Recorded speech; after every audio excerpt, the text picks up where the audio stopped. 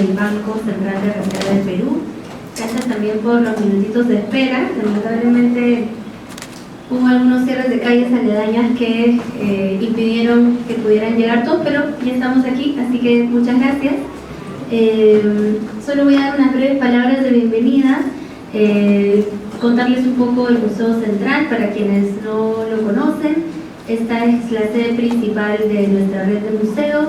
Tenemos una colección de arte peruano de todos los tiempos. En Lima tenemos también el Museo Numismático y también tenemos sedes en Piura, Trujillo y Arequipa.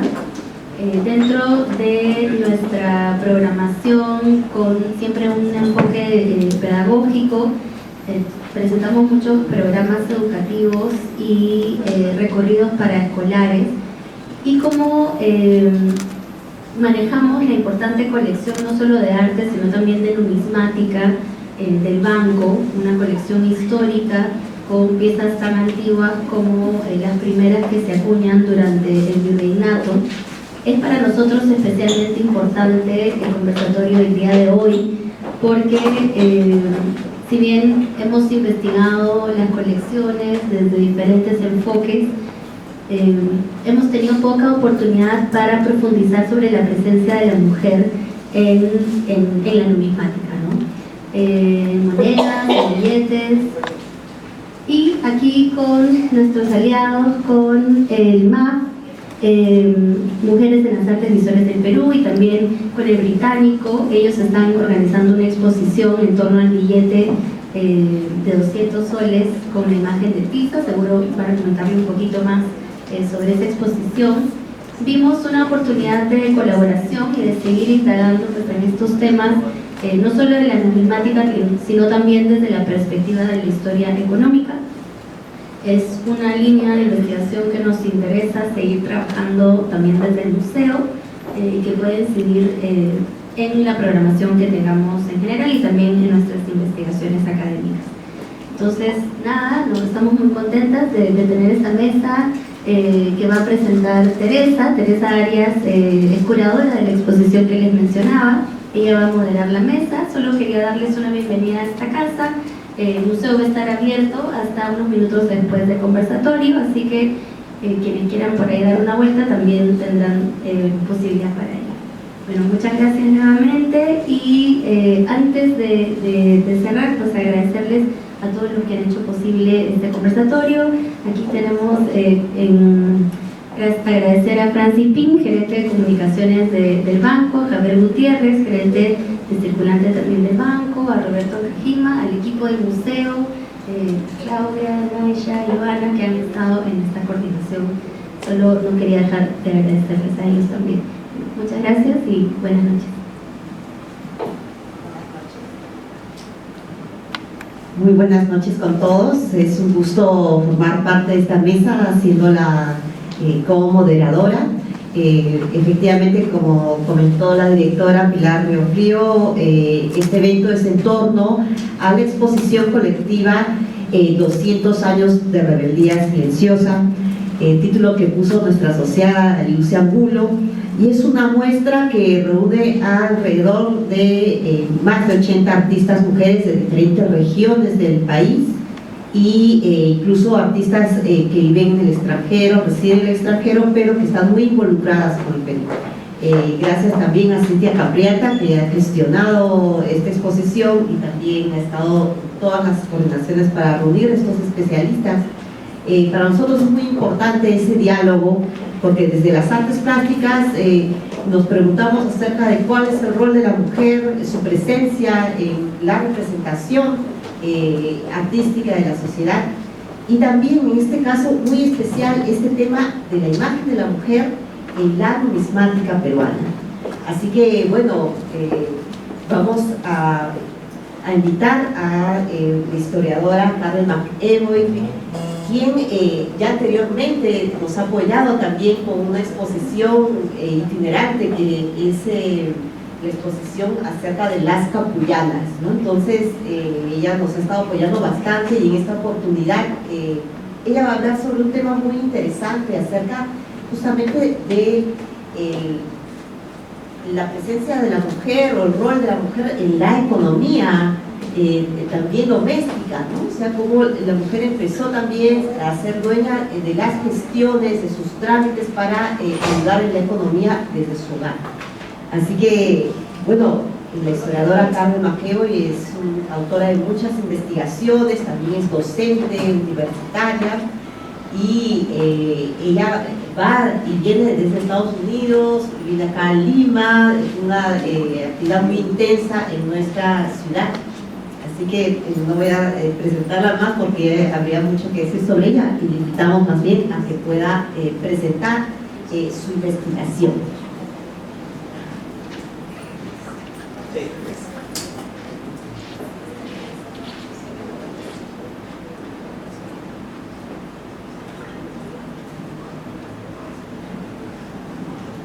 Bueno, muchísimas gracias de estar aquí nuevamente. Nosotros hemos tenido, como muy bien se ha mencionado, una estrecha relación con el Banco Central de Reserva, que yo le tengo un grandísimo respeto, como millones de peruanos, y hemos estado en esta colección que sabe relacionar con el bicentenario de la independencia, y por ahí estaban las Toledo, ¿no? Que fueron estas guerreras, estas mujeres que defendieron su pueblo, ¿no? Entonces esta relación de las monedas y las mujeres peruanas que muchas veces anónimamente participan pero no reciben el crédito que merecen, ¿no? Entonces, primero que nada quiero agradecer a los organizadores del evento, y acá me refiero a la iniciativa de MUSEM, de Mujeres de Artes Visuales del Perú y Británico Cultural, a propósito de la puesta en circulación del billete para honrar a la Gran Tiza, lo que dio pie a esta exposición 200 años de rebeldía. Me gustó mucho el nombre de rebeldía, y aunque mi ponencia no se relaciona con una rebeldía abierta, ya que para muchos incluso puede sonar a control, a sometimiento, ¿no? en la esfera doméstica, lo que me propongo es algo diferente que yo creo que tenemos que comenzar a trabajar, que es explorar el hogar, en especial la administración del mismo, como un espacio de empoderamiento que no ha sido lo suficientemente analizado ni valorizado, ¿no? Porque esas mujeres siempre aparecen en los momentos de posguerra, cuando la situación en el Perú es dramática, ellas están ahí un poco poniendo el pecho, y no se les ha dado porque básicamente son millones de mujeres, o sea, no las podemos ni siquiera contabilizar, ¿no? Y la razón por la que yo estoy interesada en este tema, bueno, es un libro que voy a publicar el próximo año sobre el siglo XX, que es un siglo totalmente convulsionado, que no nos da tregua, ¿no? Muy parecido al XXI. Y mi madre fue hija de la crisis del 29. Y mucha de mi disciplina y mi manera de ser, en tanto a digamos, a esta situación de mantener la calma ante las crisis, viene justamente de ese ejemplo, ¿no? Y por supuesto que nadie la conoce, nadie sabe quién fue, pero así como ella, pues hay millones de mujeres que desde el hogar están sosteniendo la economía doméstica y todo lo demás, ¿no? Entonces, sin más preámbulo, me voy a ir a mi ponencia, que es básicamente algo muy pequeñito, pero yo creo que muy significativo, que es un recetario de cocina. Y los consejos de su autora y prologuista a las mujeres, ¿no? A las mujeres del Perú se dirige, bueno, las limeñas se dirige ella, y como que nos abre una ventana a la década de 1940, ¿no? Que nosotros siempre decimos que estamos viviendo el fin del mundo, pero yo creo que cada década para el Perú ha sido el fin del mundo y nunca se terminó el mundo. Y yo creo que se relaciona mucho con estas mujeres, ¿no? Que no dejan, o sea, que son básicamente las que preservan la vida y que le dan sentido a la existencia de la familia, ¿no? Entonces, esta década pues tiene las huellas de la Guerra Civil de 1930, que tampoco la tenemos muy en la memoria, el bombardeo de Trujillo, fusilamientos en Chan, no sé cuántos golpes militares, y en esa década se crea el Banco Central de Reserva, ¿no? Con esas paradojas que tiene la vida, que tiene la historia del Perú, en el peor momento, con un gobierno interino. Viene la misión Kemmerer, y la misión Kemmerer recomienda que el ahorro, ¿no? Banco Central de Reserva, que es importante para el Perú. Entonces, en ese contexto de caída del gobierno de Leguía, asesinato de Sánchez Cerro y el terremoto del 40, ¿no? Y la guerra civil, aparece ese librito, ¿no? Ese librito de recetas. Entonces se publica en 1940 y se llama Lecciones de cocina por una limeña, ¿no? El libro tiene tiene un tiraje importante, ya esta es la tercera edición la que ha llegado a mis manos, y básicamente tiene dos objetivos, ¿no? Las más deliciosas, y acá lo estoy citando, fáciles recetas de cocina, así como una serie de consejos prácticos para el hogar. De manera coloquial, la autora anónima, apoyada principalmente por una serie de negocios, entre ellos la Casa Vice, que en ese momento ya estaba importando electrodomésticos, refrigeradoras, se dirige a la mujer limeña, ¿no? Y acá la cito: dedico este libro a las madres de familia, quienes luego de leerlo podrán aprender desde encender la candela hasta ejecutar el plato más difícil y delicado de la gastronomía peruana. Todo, manejar tu casa, ¿no? Era básicamente lo que ella propone, lecciones de administración, de lo que sería lo que en el colegio se llamaba economía doméstica, ¿no? Se dictaban estos cursos de economía doméstica, ¿no? Si bien la autora reconocía que la mujer peruana aspiraba a sobresalir, o sea que ella no negaba que existía, digamos, otros espacios para las mujeres, en todos los ramos, dice ella, de la ciencia, y que podía la mujer asistir a la Escuela de Medicinas, a la Facultad de Letras, donde aprendía a defender sus derechos, ella consideraba que el papel de la mujer más importante era cuidar su hogar, ¿no?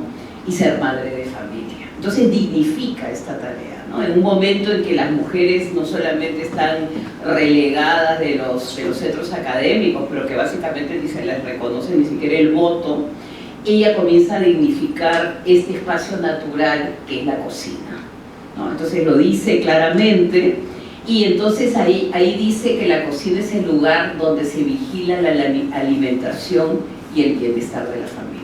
Y ahora, pues, ahora con todo lo que estamos aprendiendo, el wellness y todo lo demás, esta señora hacía no sé cuántos años ya sabía realmente la importancia. Entonces la autora básicamente lo que intenta transmitir es la idea que el arte culinario no es solamente dignifica la cocina, sino que era fundamental para el bienestar familiar, ¿no? Una labor que en ese momento pues no había chef, no había Gastón, no había nada de eso. Ella ya comienza a decir, este es el lugar fundamental, ¿no? Ahora hay que pensar que se viene después de la crisis del 29, la carencia, las colas, o sea, había muchísimos problemas, o sea, esto no era pues paradisíaco, ¿no? Entonces la pregunta que ella trata de dilucidar está asociada a la dignificación del arte culinario, de lo doméstico.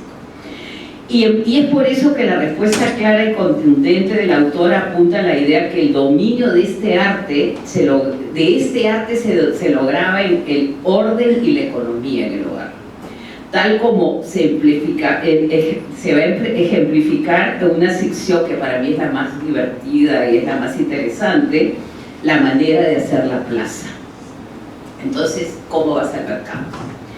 En tiempos económicos y difíciles, como los que estaba atravesando el Perú luego de la caída del oncenio, un evento que básicamente es el colapso del capitalismo. O sea, estamos viviendo, digamos, en un momento del surgimiento del nazismo, del fascismo, porque las clases medias realmente están viviendo momentos muy difíciles. Ella lo que dice es que la mujer está obligada a ser, y acá la cito, la hormiga de su hogar. La hormiguita, ¿no? La hormiguita que va, consigue, trae, ¿no? Trae para que todos puedan. Me hace acordar mucho a la posguerra civil española, ¿no? Donde hay muchísimas películas de cómo se repartía pues medio kilo de lentejas entre 10 personas, ¿no? Y la mamá tratando de que eso pudiera funcionar. Entonces es una fascinante intersección de las funciones femeninas dentro del ámbito doméstico, combinándolas con las demandas tradicionales de la maternidad, más los desafíos de la economía familiar en momentos de crisis.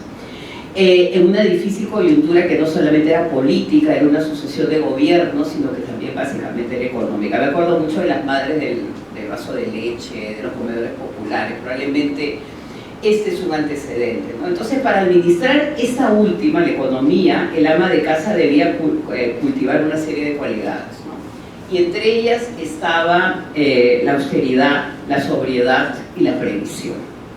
Ya no eran tiempos de las damas antiguas, entre comillas, las estoy citando, ¿no? Estas aristócratas que tenían pues, todo el servicio y todas las posibilidades, que poco se ocupaban del presupuesto doméstico, y la estoy citando nuevamente, y mucho menos del mercado.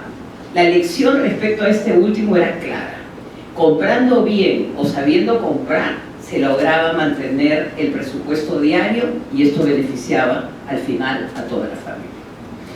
No contenta con establecer las reglas para administrar el hogar de manera racional, la anónima autora del recetario también aconsejaba cómo debía transcurrir el día a día en la esfera doméstica. Una de las tareas más importantes de la dueña de casa era visitar el mercado, al menos 3 veces a la semana, para ver cómo fluctuaban los precios, ¿no? Entonces ahí ella iba a estar al tanto de los precios de la canasta familiar, lo que llamaríamos la canasta familiar: legumbres, pescado, carne, huevo, fruta, y garantizar, y acá es bien interesante, una nutritiva alimentación para la familia a bajo costo. Más aún, la recomendación era realizar las compras al por mayor, subrayando que era en la parada donde se conseguían los comestibles a precio más cómodo. Eso era pues el desafío de salir tú como una suerte de aventurera de tu casa y comenzar a conseguir productos y ver justamente qué cosa convenía y en qué momento, ¿no? Porque ella cuenta lo de las frutas, que debe ser estacional y todo lo demás. En cuanto al tema de la buena cocina, abordado en otra sección del libro, su secreto consistía en contar en casa de todo lo indispensable para, entre comillas, guisar, mezclar y confeccionar la comida diaria, dentro de un esquema de clara vocación disciplinadora, orientada al uso eficiente del tiempo. La autora afirmaba que el orden y la limpieza debían reinar en la cocina, pues esta tenía que estar al mismo nivel del mejor salón de la casa, ¿no? Entonces la cocina se vuelve el centro, el corazón del hogar, ¿no? Por ello, las cocineras contemporáneas debían ser, y acá me da mucha risa, eléctricas, ¿no? Eléctricas en el sentido que mientras que limpiaban, cocinaban, ellas tenían que estar impecables, reflejando la importancia de ese lugar que era la cocina. Todo tenía que brillar y ellas pues estaban con unos pulpos y limpiando, hirviendo el agua, cocinando, ¿no? Bajo este dictamen, donde el orden y la disciplina eran la norma, ollas, cacerolas y demás menesteres debían brillar con esa porria. La limpieza del instrumental de la cocina iba de la mano con la higiene y la manipulación de los alimentos, que es algo que ahora pues es algo que ocurre en todos los restaurantes. De ahí el consejo de que la obligación de una cocinera era lavar sus condimentos antes de usarlos, porque era 1000 veces preferible una cocinera limpia, ordenada, capaz de preparar platos sencillos, que una cocinera desaliñada, arrebatada y sucia. Por supuesto que esta es la moral burguesa y acá pues están imponiendo una serie de normas, ¿no? Pero el público objetivo, y acá termino esta sección del recetario, eran las jóvenes, que estaban a punto de contraer matrimonio e instalar su propio hogar, posiblemente sin contar con los conocimientos ni con ayuda para asumir tan compleja tarea. La casa requería de un cuidado especial y no bastaba tener criados, sino que la ama de casa tenía que estar ahí en la cocina, digamos, al pie del cañón, ¿no? Entonces acá, interesante, y acá quiero dejar una idea antes de pasar a la siguiente, es la cultura del hogar, ¿no? Algo que no ha sido trabajado y que es algo que se va transmitiendo de generación en generación. Esto no es algo teórico, esto es algo práctico, ¿no? Y esto era base de la armonía y de la estabilidad física de la familia, ¿no? Entonces, si eso funcionaba, si ese pequeño núcleo que a nadie le daba importancia funcionaba bien, como que se extendía esta energía a toda la familia, ¿no? Entonces, toda la responsabilidad, digamos, de la vida familiar iba a recaer en manos de las mujeres, ¿no? Una casa limpia, una casa ordenada, y algo importante, no necesariamente tenías que tener mucho dinero para mantener, como dirían nuestras mamás, la decencia y la limpieza de la casa, ¿no? Y hay todo un tema que no solamente se dirige a una élite, sino que se dirige como una suerte de sociabilización burguesa a todas las mujeres en general, ¿no? Entonces, y algo importante también, bueno, con todas las cargas que ella que tenía que estar pues bien arreglada para cuando llegara el esposo, después de haber estado trabajando todo el día, etcétera, como sabemos que ocurre con todas las demandas que tiene una mujer, lo importante es el tema acá, y acá va con el tema del dinero, que no solamente la mujer es el eje de la economía doméstica, sino que comienza a ser parte de la sociedad de consumo, ¿no? Entonces acá ya se está forjando, digamos, porque este recetario tenía una carátula con unas refrigeradoras, ¿no? Que era ya parte de un conglomerado de negocios y de comercios que ya comenzaban a distribuir una serie de electrodomésticos que le hacían más fácil la vida de la mujer en el hogar, ¿no? Entonces acá hay un par de registros que quiero destacar. El primero es el deber ser de la madre de casa. Cómo tiene que ser, cómo es el paradigma y cómo es el modelo que cruza todas las clases sociales. Y el segundo es la mujer moderna y consumidora, ¿no? Que ya empieza a ser, digamos, el objetivo del comercio. Esa última dimensión está vinculada con la clase de mujer de clase media y se evidencia al revisar la publicidad de los productos del recetario, ¿no? Que eran para el embellecimiento del hogar, para la eficiencia del hogar, burgués, donde se combinaba orden, funcionalidad, estética y afecto.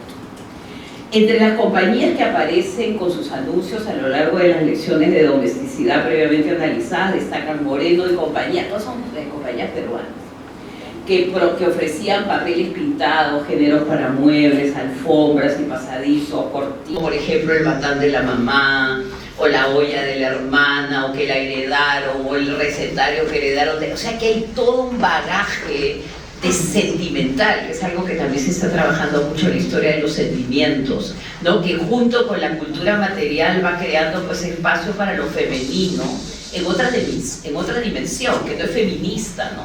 Pero que es el tema de lo femenino que se reproduce en el hogar, y el ejemplo que quiere dar este hogar burgués, mesocrático, muy aspiracional, con una carga afectiva que no tiene precio en la sociedad de mercado. Eso es también interesante, ¿no? Cómo en el hogar se van creando una serie de valores que no tienen precio, o sea que no pueden ser expresados a través de una cantidad, sino que se van dando los dos mundos, de suerte del mundo tradicional y un mundo de mercado que están funcionando en el mismo registro, ¿no? Entonces, volviendo al tema del consumo, es importante señalar que durante las primeras décadas del siglo XX, los publicistas comienzan a advertir que las mujeres de clase media podían convertirse en magníficas consumidoras. Por ello, concentraron gran parte de los anuncios publicitarios que aparecían en periódicos y, en el caso peruano, en revistas como Variedades, ¿no? Uno se pone a leer Variedades y en Variedades se nota que hay ya pues una tendencia a la publicidad de objetos para el hogar. No tengo 5 minutos, entonces vamos a ver cómo me las arreglo. Entonces, como estas señoras, así rapidito, como haciendo todo al mismo tiempo. Entonces, en esta misma línea de análisis, esa profesora, y aquí una serie de autores que no voy a mencionar, pero simplemente la producción en serie, ¿no? Ya la industrialización va dirigiéndose al hogar y a produciendo en serie cuchillos, tazas y todo lo demás, ¿no? De la industria nacional. Cabe anotar, por otro lado, que en un primer momento el consumo se centraba en la vivienda y en los bienes necesarios para habitarla, pero posteriormente va a evolucionar hacia una segunda etapa de consumo masivo, ya muy parecido al 21. Y mi madre fue hija de la crisis del 29. Y mucha de mi disciplina y mi manera de ser, en tanto a digamos, a esta situación de mantener la calma ante las crisis, viene justamente de ese ejemplo, ¿no? Y por supuesto que nadie la conoce, nadie sabe quién fue, pero así como ella, pues hay millones de mujeres que desde el hogar están sosteniendo la economía doméstica y todo lo demás, ¿no? Entonces, sin más preámbulo, me voy a ir a mi ponencia, que es básicamente algo muy pequeñito, pero yo creo que muy significativo, que es un recetario de cocina. Y los consejos de su autora y prologuista a las mujeres, ¿no? A las mujeres del Perú se dirige, bueno, a las limeñas se dirige ella. y como que nos abre una ventana a la década de 1940, ¿no? Que nosotros siempre decimos que estamos viviendo el fin del mundo, pero yo creo que cada década para el Perú ha sido el fin del mundo y nunca se terminó el mundo. Y yo creo que se relaciona mucho con estas mujeres, ¿no? Que no dejan, o sea, que son básicamente las que preservan la vida y que le dan sentido a la existencia de la familia, ¿no? Entonces esta década pues tiene las huellas de la Guerra Civil de 1930, que tampoco la tenemos muy en la memoria, el bombardeo de Trujillo, fusilamientos en Chanchan, no sé cuántos golpes militares, y en esa década se crea el Banco Central de Reserva. Cerraduras, el Águila, por ejemplo, cera para pisos, ofrecía muestras gratis para que las amas de casa comprobasen el mejor brillo. Nicolás Jovovich, que se especializaba en ingredientes para preparar postres, pasteles, budines, manjar blancos, etc., ¿no? Entonces, acá se está dando una transición muy interesante, ¿no? Que es una formación de una clase media que obviamente pues los embates de la crisis siempre la terminan por debilitar, pero por otro lado la mujer que toma las decisiones respecto a lo que se compra, digamos, para la casa, ¿no? Entonces, por ejemplo, estaba la Casa Parodia. A mí lo que me gusta bien, que es bien interesante, es que estos son todos negocios familiares, ¿no? Que empiezan a crear como pequeñas industrias para el hogar. Artículos de madera para cocina, cortadoras de galletas, pires para el horno. La Casa Oesch le promocionaba cristalería, adornos decorativos, juegos de té, pastelerías, dulcerías. Y acá lo que se nota es que ya comienzan a haber negocios de mujeres, que son las que están proveyendo con todos estos postres y con todas estas, digamos, ventas de productos que se están un poco distribuyendo a nivel de Lima, ¿no? Entonces la discusión anterior nos conduce a dos temas importantes que deben ser subrayados. El primero es la cultura material, y acá es el tema de la materialidad, ¿no? Yo creo que se ha trabajado mucho en la historia del Perú, pensando en ideologías, pensando en partidos políticos, pero no se ha visto estas vidas, digamos, que son más íntimas y que están relacionadas con el consumo y con la materialidad, o sea, el mundo en su materialidad, ¿no? Entendida como una suerte de estilo de vida aspiracional. O sea, acá hay todo un tema de aspiraciones, de una clase media que siente que ya puede poco a poco ir surgiendo, ir participando pues en esta vida del consumo, de las tiendas que comienzan a aparecer en esa Lima que acaba de salir de una crisis política terrible y que está en medio de la guerra mundial. O sea, en ese momento cuando se publica esto, hay una segunda guerra mundial donde Europa pues está volando en 1000 pedazos, ¿no? Entonces, estos objetos físicos, ¿no?, de la casa, sino también no solamente es eso, sino es la arquitectura, la comida y todo el tema de un campo de estudios que es muy reciente, que tiene que ver con la antropología, la geografía, la sociología y la historia, que está ayudando a este redescubrimiento de la cultura material, ¿no? Que en el Perú probablemente todavía no ha sido, digamos, explorada en toda su magnitud, ¿no? Porque acá está el tema de las artesanas, de las artistas. O sea, acá el ser ama de casa es un arte. O sea, se convierte, digamos, en un arte, ¿no? El arte de la sobrevivencia. Y incluso el uso y consumo de intercambio de objetos, así como rituales y que generan los seres humanos, porque acá es para el ocho infantil, para la fiesta de matrimonio, y se va creando todo un círculo que va repitiendo y emulando patrones de comportamiento, ¿no? Y lo interesante es de que la provisión de todos estos elementos de cultura material residen en la industria peruana. O sea, que está ocurriendo acá en el Perú. Claro, está la importación de electrodomésticos, pero el resto de cultura material, como este recetario de cocina, están producidos en el Perú, ¿no? Entonces acá quiero terminar esa parte que ya estoy prácticamente cerrando, con algo que también es interesante, que funciona y se nota mucho en el recetario, es que no solamente es el valor económico de los objetos, sino es el valor sentimental de muchos objetos, como por ejemplo el batán de la mamá, o la olla de la hermana, o que la heredaron, o el recetario que heredaron, o sea que hay todo un bagaje de sentimental, que es algo que también se está trabajando mucho en la historia de los sentimientos, ¿no? Que junto con la cultura material va creando pues espacio para lo femenino en otra dimensión, que no es feminista, ¿no? Pero que es el tema de lo femenino que se reproduce en el hogar, y el ejemplo que quiere dar este hogar burgués, mesocrático, muy aspiracional, con una carga afectiva que no tiene precio en la sociedad de mercado. Eso es también interesante, ¿no? Cómo en el hogar se van creando una serie de valores que no tienen precio, o sea, que no pueden ser expresados a través de una cantidad, sino que se van dando los dos mundos, de suerte del mundo tradicional y un mundo de mercado que están funcionando en el mismo registro, ¿no? Entonces, volviendo al tema del consumo, es importante señalar que durante las primeras décadas del siglo XX, los publicistas comienzan a advertir que las mujeres de clase media podían convertirse en magníficas consumidoras. Por ello, concentraron gran parte de los anuncios publicitarios que aparecían en periódicos y, en el caso peruano, en revistas como Variedades, ¿no? Uno se pone a leer Variedades y en Variedades se nota que hay ya pues una tendencia a la publicidad de objetos para el hogar. No tengo 5 minutos, entonces vamos a ver cómo me las arreglo. Entonces, como estas señoras, así rapidito, como haciendo todo al mismo tiempo. Entonces, en esa misma línea de análisis, esa profesora, y aquí una serie de autores que no voy a mencionar, pero simplemente la producción en serie, ¿no? Ya la industrialización va dirigiéndose al hogar y a produciendo en serie cuchillos, tazas y todo lo demás, ¿no? De industria nacional.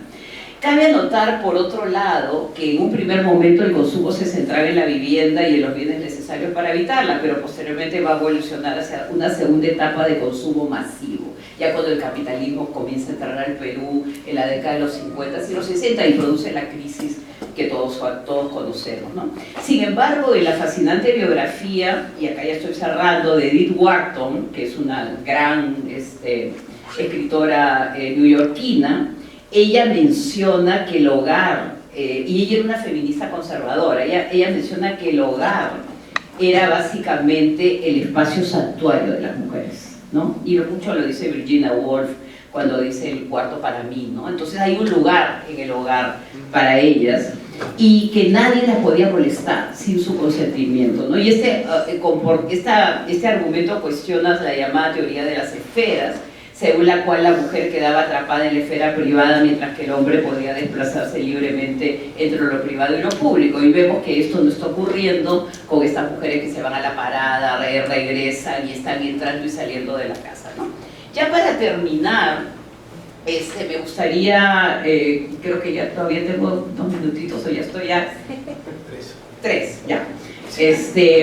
Entonces, para concluir, quisiera un poco relevar el tema del hogar como un espacio social, antropológico para explorar, donde se da la intersección entre el mercado, pero también el mundo de las emociones y el mundo del bienestar de la familia, ¿no? Que va más allá del tema del consumo, y que la República Peruana, y esto es bien importante, fue definida como un hogar para el Perú. En el siglo XIX, esa idea del hogar en su materialidad, en su bienestar, ahora ya nadie lo menciona, pero era algo que sabe la mente de los políticos, dotar al Perú de un hogar, ¿no? Y la idea era un poco esa idea de lo tradicional y de lo moderno funcionando de manera simultánea, ¿no? Entonces, en esa misma dirección podemos poner pues, una serie de elementos como es el arte, el estudio de los interiores domésticos, el recetario, la circulación de moneda y todo lo demás, porque todo se va produciendo, digamos, también en esa esfera que ha sido un poco relegada o no incorporada, ¿no? en nuestra historia. Y básicamente... creo que ya para relacionarlo un poco con lo que nos convoca, hay una serie de autores que tratan de ver las trayectorias de vida, ¿no? Las trayectorias de vida en espacios íntimos. Y en esta suerte de biografía cultural de las personas también está la biografía cultural de los objetos, que van cambiando de manos, ¿no? Y por supuesto algunos de ustedes habrán heredado algunas cosas de la abuela o de la tía o de la madrina que están ahí como recuerdo de estas mujeres que han ido, digamos, pasando por la vida sin dejar mucha huella, ¿no? Y en este proceso, y acá termino, de interacciones y transformaciones, los objetos son investidos de significado, negociados o modificados. Resulta fascinante que justamente en el marco de la puesta en circulación de una moneda rindiendo homenaje a una extraordinaria artista peruana, Dilsa, recordemos también a esas artesanas anónimas que dentro de sus pequeñas trincheras, sus hogares, nutrieron, educaron y forjaron las bases mentales y emocionales para dar la batalla en una realidad tan cambiante, compleja, difícil como la nuestra.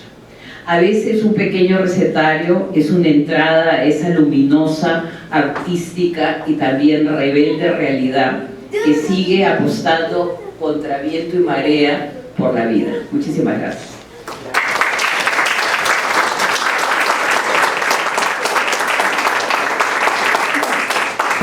Interesante conferencia y efectivamente un objeto que podría parecer bastante modesto como un recetario termina guardando información tan valiosa que nos ayuda a reflexionar sobre cómo se vivía en el pasado y cuál es el rol que cumplió la mujer en la economía.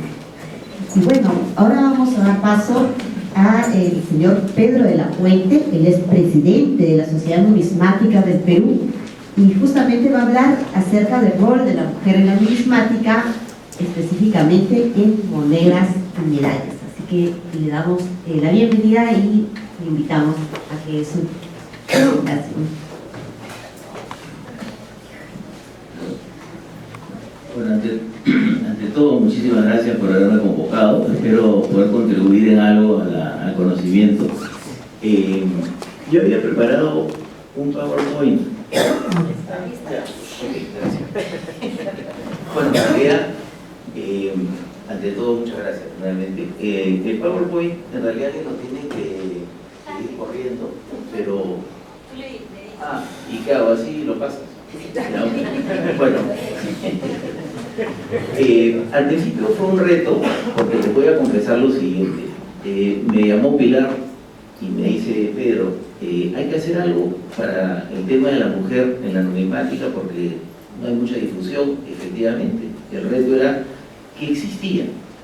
Entonces estuve viendo primero lo que se pudo haber acuñado en el Perú, tanto para moneda o como medalla, en la época virreinal, y acuñado en el Perú no hay absolutamente nada, ¿ya? Lo único que sí existe es una medalla del año 1668, que no tengo la fotografía aquí, pero de todas maneras les voy a explicar qué era.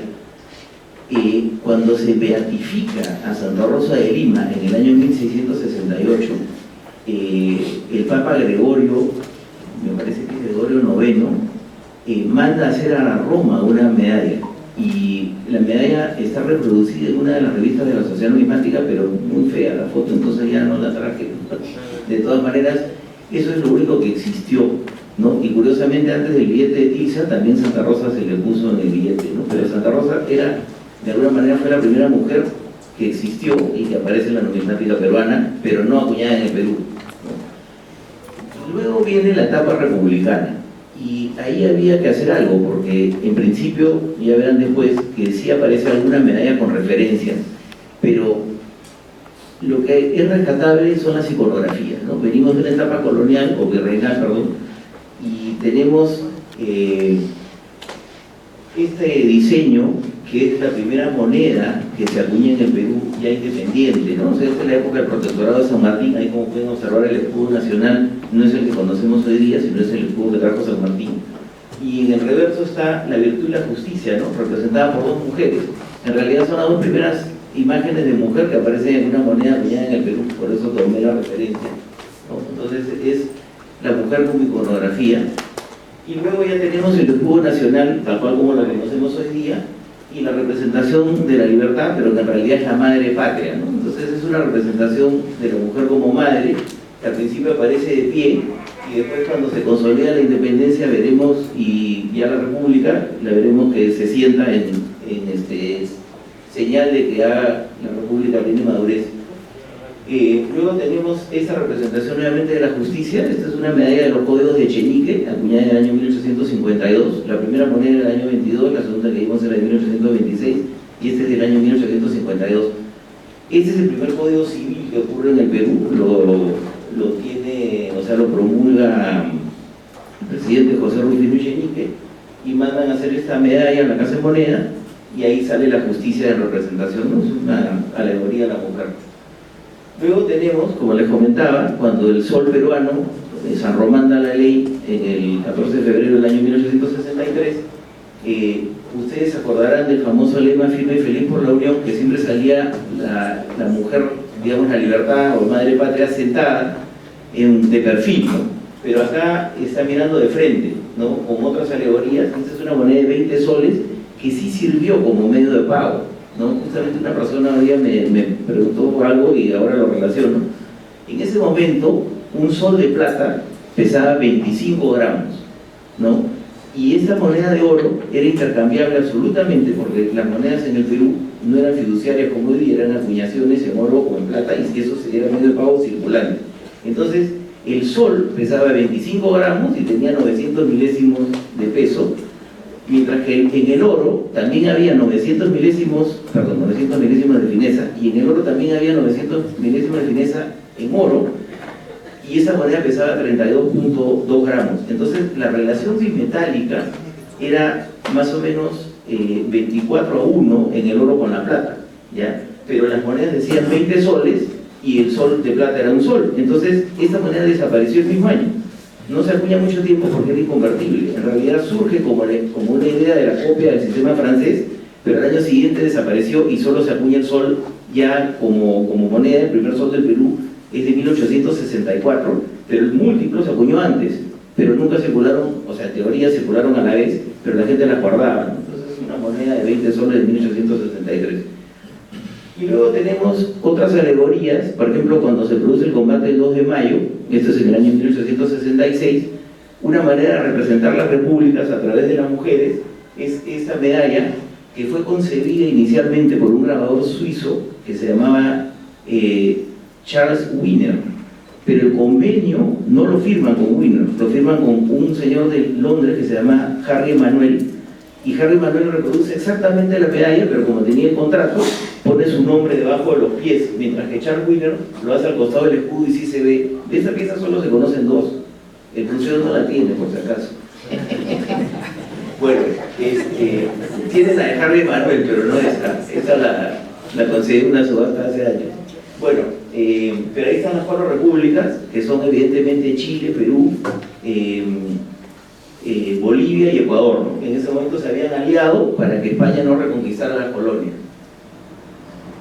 Y luego viene la representación de la mujer en eventos destacados de la sociedad. Entonces, a partir de cierto momento, sí empiezan a aparecer referencias propiamente dichas de mujeres que tuvieron que ver algo con el Perú. Hay monedas anónimas, o medallas anónimas, perdón, pero hay algunas que sí hay referencia real. Por ejemplo, esta es la más antigua que he encontrado, es del año 1854, es unifacial, o sea, no tiene reverso, y probablemente fue utilizada como ficha de propaganda, más que como una medalla conmemorativa. Pero ahí, si ustedes leen, dice Colegio Rodó, fundado en 1854, directora, la doctora Rosa Angélica Rodó, o sea, era el colegio de esta señora. Pero es la primera pieza que yo he encontrado que tiene el nombre de una mujer en la medalla peruana, ¿no? Eso es interesante porque también es un dato que poca gente conocía, pero bueno, ahí está. La siguiente es una de las piezas más increíbles. Y les cuento un poco la historia. Acá dice, y acá que tiene que ver con el arte, porque también he visto que esta conferencia hay arte visual, pero miren lo que pasó en esta época. Estamos en pleno gobierno de Castilla, ¿ya? Y Castilla había derrotado a Echenique, y este es el segundo gobierno de Castilla, en una batalla que se llama la Batalla de las Palmas o algo así. La figura es que se crea la Convención Nacional del Perú, por eso que acá dice la Convención del Perú, y después dice protege las artes liberales. Y al otro lado dice María Arroyo del Llorente, ¿ya?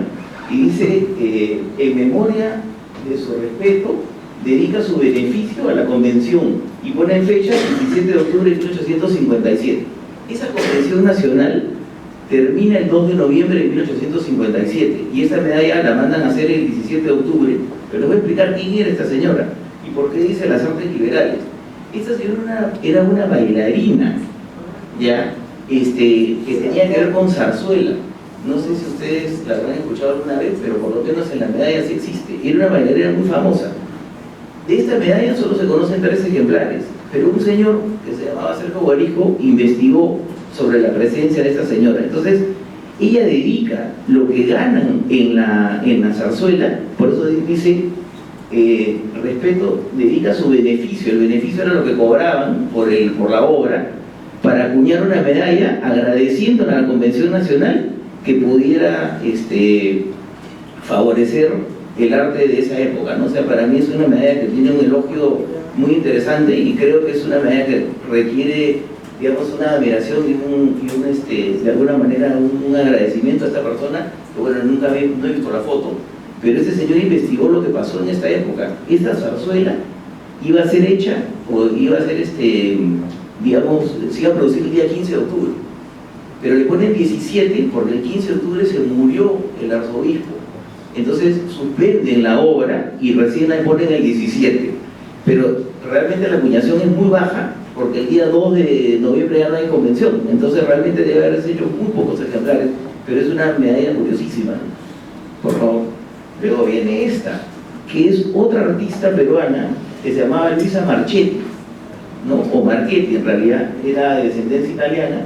Y aquí dice Gloria al artista, Lima 1869. En esa época parece que la gente se dedicaba mucho al arte, ¿no? Entonces, en el año anterior, 3 años después, esta es la primera que tiene un arpa, pero 3 años después aparece una medalla a un niño que se llamaba Romeo Dionesi, que tocaba piano, y la Municipalidad de Lima le hace una medalla a este niñito que dice honor al talento precoz. Pero esta medalla no se la hace la Municipalidad de Lima, se la hace un admirador. Por eso es que debajo de la medalla dice ahí el nombre de la persona que dona este elemento, que de alguna manera estaba pues haciendo un homenaje al artista, ¿no? Sigamos, por favor. Ya, después acá viene un evento curiosísimo, ¿no? Acá si ustedes miran o leen, no sé si lee, pero acá dice lo siguiente, ¿no? La señorita Encarnación Castañón profesó en el monasterio de las Capuchinas Descalzas de Lima el 8 de diciembre de 1872. O sea, es una medalla que la familia hace porque esta señorita toma los hábitos, ¿no? Entonces, es también la primera medalla que he visto de una persona dedicada pues, al tema religioso, ¿no? Entonces dice aquí, fue la madrina, bueno, aquí quién le regalarla la medalla, ¿no? Pero ahí estamos Sagrados Corazones y ahí sale el templo de las Capuchinas Descalzas. Luego tenemos otra que es sumamente interesante, porque como les decía, medallas anónimas, ¿no? Si ustedes se dan cuenta, acá dice Palacio de la Exposición, 26 de septiembre de 1875, pero fíjense lo que dice recuerdo, y dice a las señoras y señoritas que han tomado parte en la feria. O sea, mandan a hacer una medalla en agradecimiento a las personas que habían participado. Pero es la primera medalla que he encontrado de agradecimiento, y ahí tiene que ver con la sociedad peruana de esa época. Estamos previos a la guerra con Chile, ¿ya? Y sí había esta aristocracia limeña, entonces mandaban a hacer una medalla por una feria en un palacio de exposición. Pero ahora van a observar lo que pasa.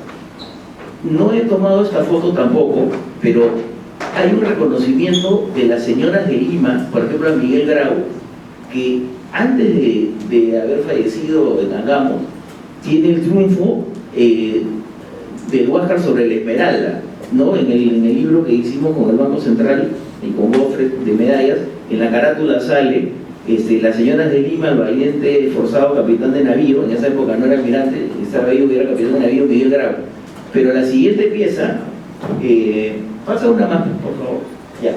Acá van a ver lo siguiente, acá estamos en plena guerra con Chile, y dice, las señoras de Lima, salen 2 mujeres ahí, pues son alegorías evidentemente, y dice, a la Guardia Urbana Extranjera, y dice, testimonio de gratitud por su noble y valerosa conducta en los días de peligro, enero de 1881. Esto es cuando se produce la batalla de Miraflores, ¿no? Que son el 13 y el 15 de enero de 1881.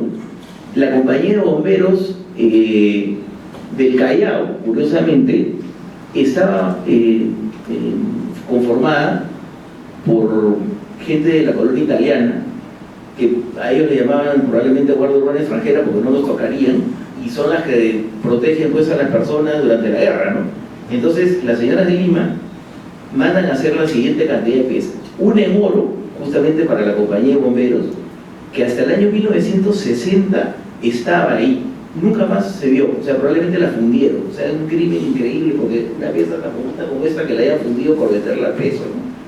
Después se hicieron 13 de plata, de la cual el Banco Central tiene 2, y se hicieron 75 en cobre. Eso era por la guerra del Pacífico, evidentemente en una crisis no ibas a hacer muchas piezas, ¿no? Y la de Grau, por ejemplo, se hace una en oro, que probablemente se la darían a él y hoy día está en el Museo Naval, y se hacen muy pocas ejemplares en plata también, pero igual había presencia de las señoras de Lima en la numismática a través de estas medallas, porque estaban reconociendo lo que la Guardia Urbana extranjera había hecho para protegerlas. Ahora sí regresemos al anterior.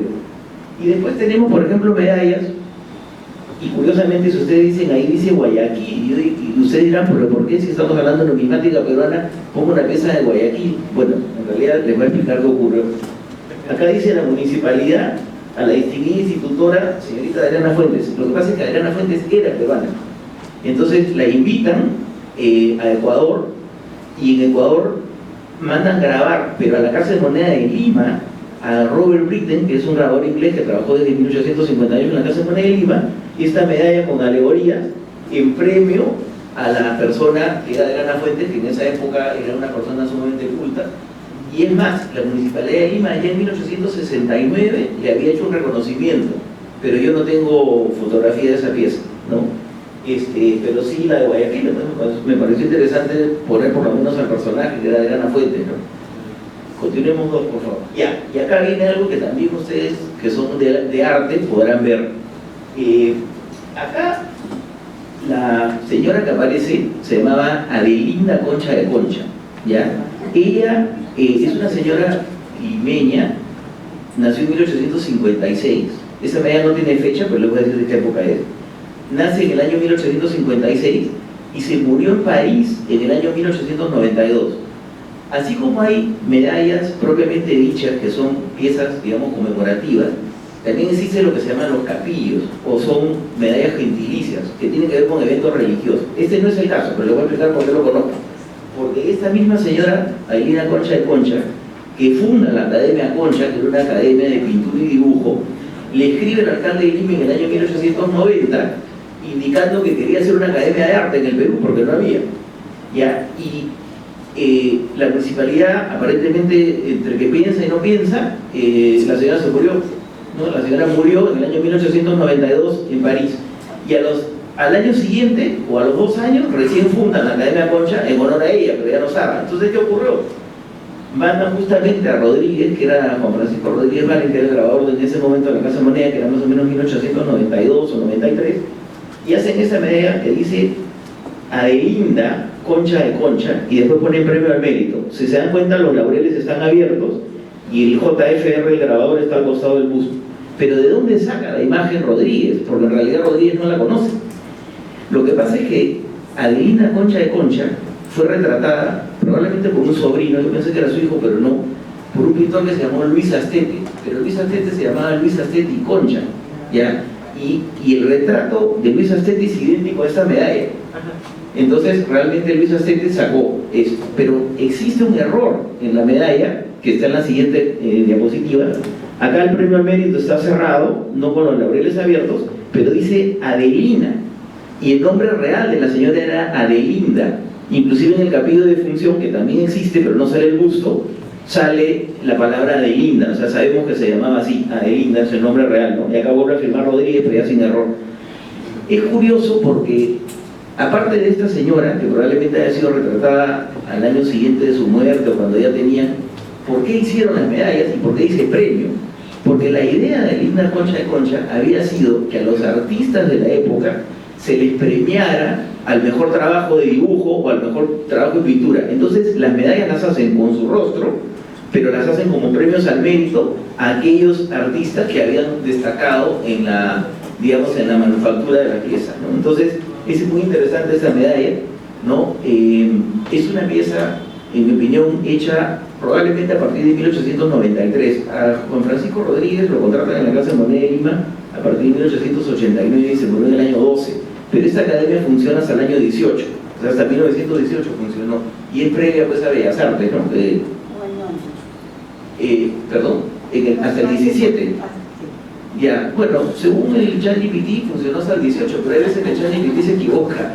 O sea que puedo creer que fue hasta el 17, así que no hay problema. Pero por lo menos desde el 93 o 94, 95 hasta el 17 o quizás por ahí. Bueno, la figura es que los capillos también tenían medallas de defunción y a veces retrataban a las personas, ¿no? Entonces, por ejemplo, conozco una medallita que dice Amalia Zabalada de la Rosa, por ejemplo, que es de 1891 y también sale el rostro de la persona, ese que podría ser la segunda vez que aparece una persona. Y de ahí, por favor, acá tenemos nuevamente otra madre, ¿no? Otra sacerdota, religiosa. Entonces, acá curiosamente dice María Óptima Parte. Bueno, esta es una medalla del año 1905 de una madre de apellido Castañeda, pero lo increíble, en realidad es curiosa la medalla, porque si se dan cuenta, el apellido Castañeda está como 4 veces en el reverso. O sea, ahí dice, ¿no? Profesión solemne, dice señorita María Castañeda, y después dice, ¿no? Alejandro Castañeda, orador, Aquiles Castañeda, madrina Beatriz, o sea, todos los Castañeda participan en la medalla, ¿no? Parece que se quería perpetuar con la señorita. Bueno, curiosamente esta es una medalla de cobre, lo cual implicaría pues cierta relación de una persona dedicada a la religión, ¿no? Que no va a ser una medalla de oro, una medalla de plata, ¿no? Y es una medalla de más o menos tamaño de esos soles antiguos que decían un sol de oro, ¿no? Es más o menos de ese tamaño. Pero yo vi un día que esa pieza, no sé el paradero, de esta misma medalla, pero en tamaño gigante. O sea, parece que los Castañeda sí querían pues figurar. Y entonces conozco un ejemplar en plata que es más o menos del tamaño de mi mano, ¿no? Donde sale la misma cosa, pero así. Esa pieza no tengo el paradero hoy en día, lamentablemente, porque no sé dónde está. Pero bueno, es la única que he visto, ¿no? Luego hay medallas que ya tienen que ver con gente conocida. Por ejemplo, en el año 1924, por el centenario de Ayacucho, no sale impronta acá, pero se lo puedo decir, hacen una medalla para María Parado de Bellido, ¿no? Que es una persona que tiene que ver en la época de la independencia. Y después, en el año 1981, que es mucho más reciente, hay una medalla que graba Pareja, que es el último trabajo que hizo Armando Pareja, donde sale Micaela Bastidas y Tupac Amaru en una moneda, o sea, una medalla, ¿no? Que hicieron en cobre, plata y oro, ¿no? Y bueno, después están las que sugirió Carmen McEvoy, sobre las heroínas Toledo y bueno, las que conocemos de las series últimas que se han presentado. Y después en los billetes solamente encontraba Santa Rosa de Lima, que curiosamente fue la primera que les mencioné, más los billetes y luego pues a Tilsa, ¿no? Así que bueno, con eso espero que se hayan entretenido un rato. Así que muchas gracias, señor.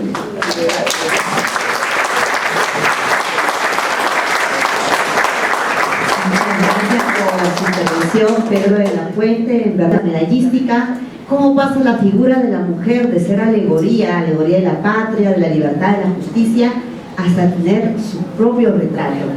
Y el ejemplo, bueno, el penúltimo, de poder ver el retrato de Adelita Concha de Concha en una medalla es muy interesante. Habíamos visto en la Pinacoteca Ignacio Merino los lienzos con el retrato y son tal cual, ¿no? Entonces, muy agradecidos por su participación, y vamos a poder tener en este momento la presencia de Fabiana Chu. Fabiana es una artista y también una curadora, museógrafa que tiene un rol muy importante en Nueva York, pero que está también muy ligada con el Perú y justamente ligada con este barrio chino que tenemos muy cerca de acá. Ella va a hablar acerca de la representación visual de Tilsa Suchilla desde el punto de vista tuzán, entrelazando la memoria familiar, la vida cotidiana en el barrio chino de Lima y la identidad. Así que a continuación vemos a Fabiana Chu. Agradezco 200.000 veces a la curadora Teresa Arias Rojas y a Cintia Capriata de la Asociación de Mujeres en las Artes Visuales del Perú por habernos invitado a participar en esta muestra y conversatorio explorando las múltiples facetas y el significado de la obra de Tilsa Suchilla Castillo, y por el reconocimiento de su trayectoria por el Banco Central de Reserva del Perú, a María del Pilar Río Frío y por supuesto al Centro Cultural Británico. La directora del Museo Nacional de Historia del Instituto Smithsoniano, Anthea Harlech, acaba de compartir con el Congreso de los Estados Unidos que su museo tiene como meta no borrar, sino añadir. Creo que este sentimiento es apto, en este caso, entre nosotros. Aquí nos encontramos hoy añadiendo. En 1984 fallece en Lima Tirsa Suchillo Castillo, y es en ese mismo año que salgo yo del Perú para continuar mis estudios universitarios fuera del país. Lo que más recuerdo de los cielos de Lima es que eran grises. En camino al aeropuerto Jorge Chávez, el olor de las grandes plantas procesadoras de harina de pescado impregnaba todo, inclusive a la garúa. Algo curioso sucede cuando una sale del mundo de donde uno vino. Desde hace tiempo voy usando imágenes del archivo fotográfico de nuestra familia para poder entender mejor nuestra historia. Compartiré con ustedes algunos de estos trabajos como punto de partida para imaginarnos la época en la que Tirsa residió en el barrio chino de Lima. We come from a place, but we also come from a time. Venimos de un lugar y venimos también de un tiempo. Tirsa Suchillo Castillo. Se dice que nace el 24 de septiembre de 1928, se dice que su madre es de ascendencia china y su padre es japonés. Siempre supimos que era de ascendencia japonesa. Lógicamente, el apellido es japonés. Pero el dato de que era también de ascendencia china, eso no lo sabía. Voy catalogando mentalmente situaciones similares en los que la referencia cultural étnica china en Latinoamérica se limita a un par de palabras y nada más. En el caso de Wilfredo Oscar de la Concepción Lam Castilla, conocido como el gran artista surrealista Wilfredo Lam, gran amigo de Pablo Picasso. Tiene como padre chino y una madre afrocubana. Usualmente lo catalogan como afrocubano. Belkis Ayón, la grabadora cubana, es también de padre chino y madre afrocubana. El escritor peruano Enrique Verástegui Peláez es de madre tuzana. Entonces, ¿qué contribuye a hacer resaltar una identidad sobre otra? ¿Cuál resulta ser más conveniente o ventajosa? ¿Qué identidades no podemos escapar o esconder? ¿Cuál ha sido exaltada y aceptada por estas comunidades, por estos artistas o por los historiadores de arte? La respuesta ha de ser sumamente compleja.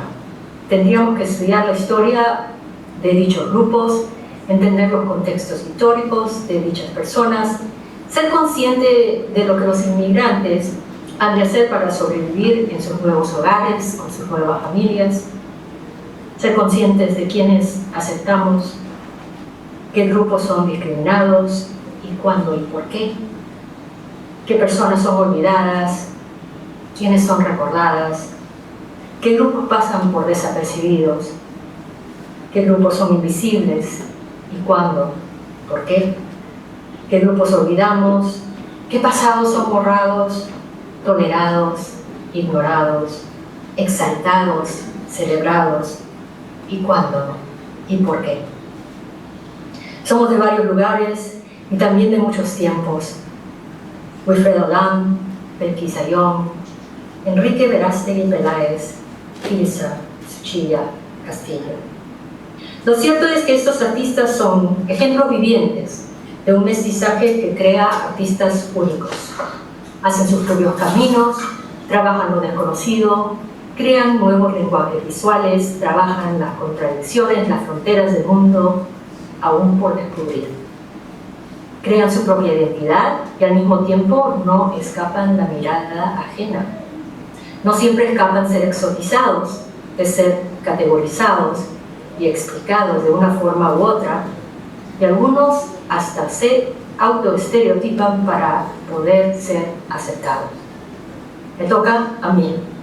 Tirsa Tsuchiya Castillo se dice que nace el 24 de septiembre de 1928, se dice que su madre es de ascendencia china y su padre es japonés, 1928.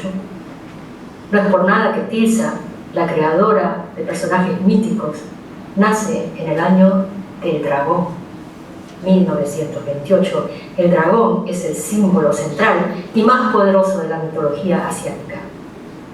Yo también nací en el año del dragón. Hablemos de la identidad Tusán. Primero, una definición, cortesía de la Asociación Tusanaya.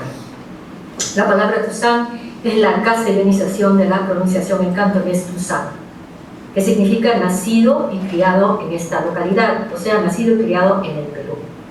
Cuando los chinos que vivían en el Perú hacían uso del término Tusán, era para referirse a los chinos nacidos en el Perú. Y en la actualidad, el uso del término es usado por la comunidad peruano-china, o comunidad Tusán, para designar a todo peruano de ascendencia china. Ahora hablemos del caso misterioso de los apellidos cambiados o castizos. La escritora Doris Moro-Misato reporta que el abuelo materno de Tirsa fue un inmigrante chino y la abuela una peruana andina. Ellos fueron los padres de Luisa María Castillo, quien fue la madre Tusán de Tirsa y de sus 7 hermanos. Luisa María Castillo, Tirsa Tsuchiya Castillo. Obviamente Castillo no es un apellido chino. El apellido del fundador de Tusanaje es Campos, se llama Rodrigo Campos. Campos viene del apellido chino Camp. Les comparto uno de los trabajos visuales que he creado acerca de mi bisabuela. El apellido de nuestra bisabuela en el Perú fue Michelena. Ella llegó al Callao aproximadamente entre los años 1870 y 1880. En realidad su apellido chino fue Wu, pero desconocemos el real motivo por el cual, llegando al Perú, termina con el apellido Michelena. Mi padre, de apellido Chiu, una vez fue Ávila. Tarea para la casa. Léase la tesis sanmarquina de la abogada Julieta Sandy Lee Cortés Caballero, titulada El derecho al nombre como manifestación del derecho a la identidad de los descendientes de inmigrantes chinos cuyos apellidos fueron variados en el siglo XIX. 2 teorías. Adoptan el nombre de sus padrinos de bautizo o sus empleadores, o escogen el apellido castizo para facilitar su integración al nuevo mundo. Los tusanes de antaño, los que ya tenemos más de 170 años en el Perú, siempre hemos sabido que detrás de muchos apellidos peruanos hay ADN chino. He allí el posible motivo por el cual ciertas identidades pasan desapercibidas. María Luisa Castillo, madre Tusán de Tirsa Tsuchiya Castillo. León Castillo, abuelo materno de Tirsa. León. Muchos chinos tienen apellido León. ¿Intentó el abuelo de Tirsa preservar su apellido chino al adoptar como nombre castizo León Castillo? ¿Es León el apellido chino de Tirsa? ¿Sería Tirsa Tsuchiya León?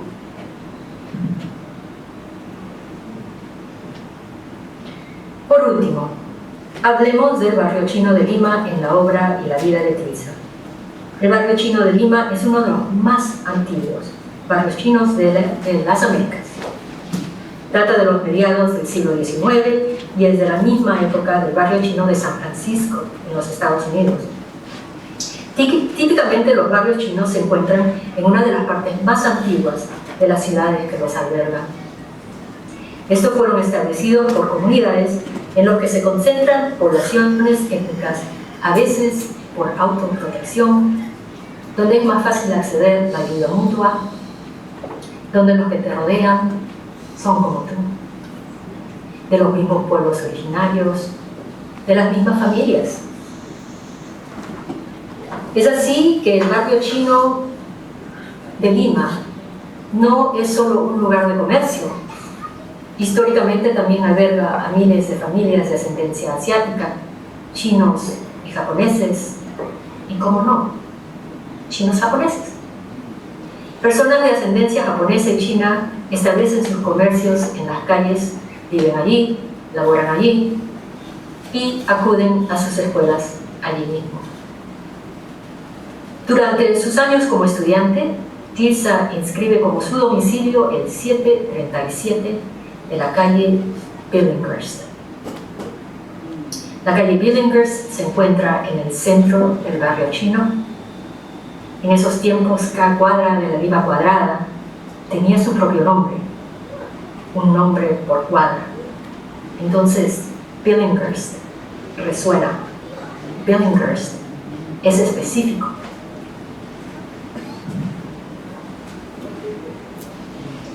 Billinghurst es la actual cuadra 7 del jirón Andahuaylas, donde se intersecta con la calle Capón. Le agradezco al arquitecto e historiador de la fotografía peruana José Serna Sabogal por localizar esta foto en Google. Me cuenta que la portada del centro coincide con el 737 de Billinghurst, a pocas cuadras de donde se encuentra el museo. Tal vez se animen a pasar por ahí después.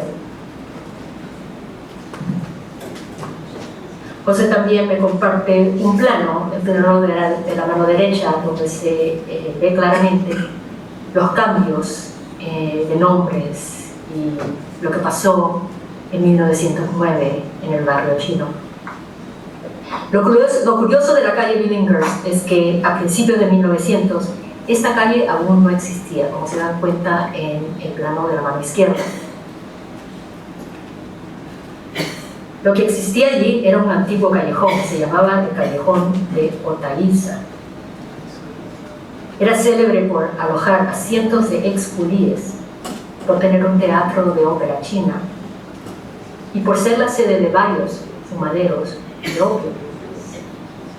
En 1909, el entonces alcalde de Lima, Guillermo Billinghurst, mandó el desalojo y la demolición de dicho callejón y le puso el nombre a la calle con su propio nombre. Me imagino que citaron su insalubridad, que quién sabe, tal vez también citaron la inmoralidad, el crimen, el bullicio, etcétera, etcétera, etcétera, para crear esta nueva calle y destrozar el callejón de Hortaliza. Véase en tursanaje.com el amplio archivo titulado Rastros Teatrales, el cual trata de los teatros de ópera china que existieron en el Perú, un trabajo de recuperación inmenso liderado por Luis Campos. Este es entonces el barrio chino de Tirsa, y es el mismo barrio chino en el que nuestra familia se asienta desde los 1880. Durante la época en la que Tirsa vive en el barrio chino, este ya tiene casi un siglo de existencia y sus edificios de quincha se desploman de terremoto en terremoto.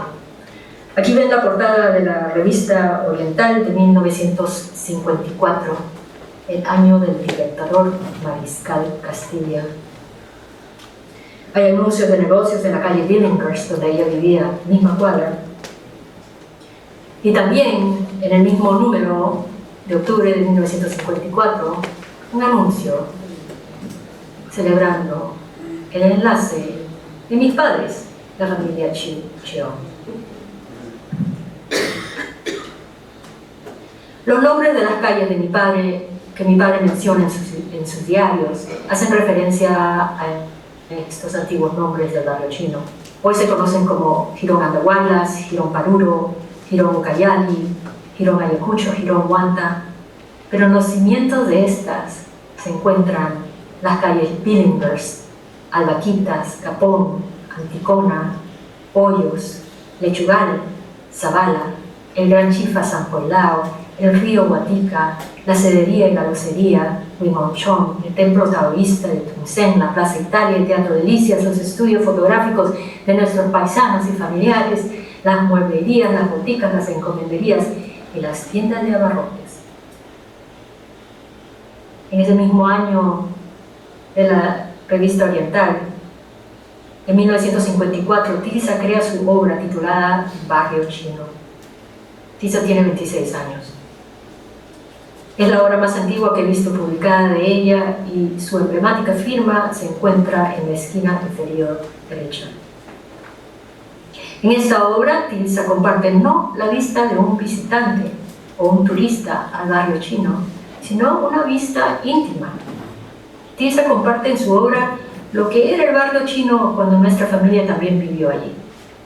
Las mismas calles, los mismos techos, las mismas azoteas, las mismas palmeras, iglesias, monasterios, vistas del Cerro San Cristóbal a la distancia, la cúpula del monasterio de Santa Rosa de Santa María, el cual, creo yo, aún se encuentra en pie. En esta obra no vemos el tumulto del barrio, no escuchamos el bullicio del aledaño mercado central, ni olemos los milpaos recién hechos. ¿Sentiría Tirsa la energía del antiguo callejón, lugar de sueños soporíferos? ¿Alimentaría esa energía la creación de su futura obra artística? La muestra grupal que marca este momento ha sido titulada 200 años de rebeldía silenciosa.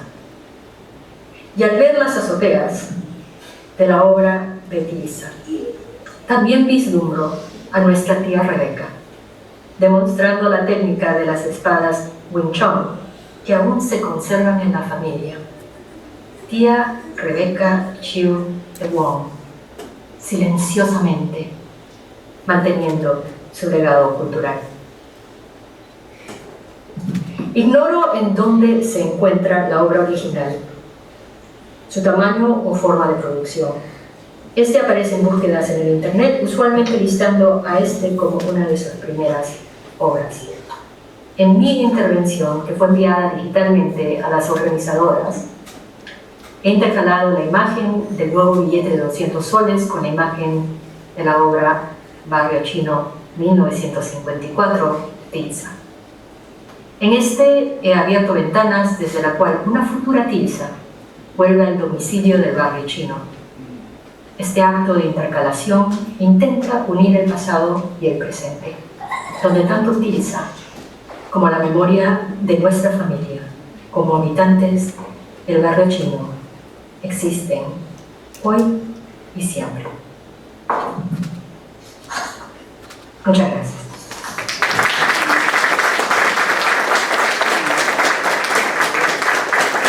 Muy agradecidos con Fabiana Chiu por este aporte que nos da efectivamente a conocer ese lado familiar de Tirsa. Siempre hemos escuchado el apellido Tsuchiya y no sabíamos que Tirsa también tenía raíces y antepasados tusanos, ¿no? Entonces, eso es un aporte muy importante para nosotros. Estamos muy relacionados tanto con la cultura japonesa como con la cultura china, y para nosotros es importante conocer este aspecto que nos ha presentado Fabiana Chiu. Conocer más acerca de Tirsa Tsuchiya, pues estamos acompañados del historiador, crítico de arte, también artista, Jorge Bernuy, a quien agradecemos profundamente porque ya hemos tenido oportunidad de visitarlo en su casa, de entrevistarlo, y bueno, nos pareció muy importante contar con su presencia y su testimonio. Él va a presentar una breve biografía de Tirsa, dando énfasis a su etapa en la Escuela Nacional de Bellas Artes. Así que, adelante, maestro, vamos a dar inicio a su presentación.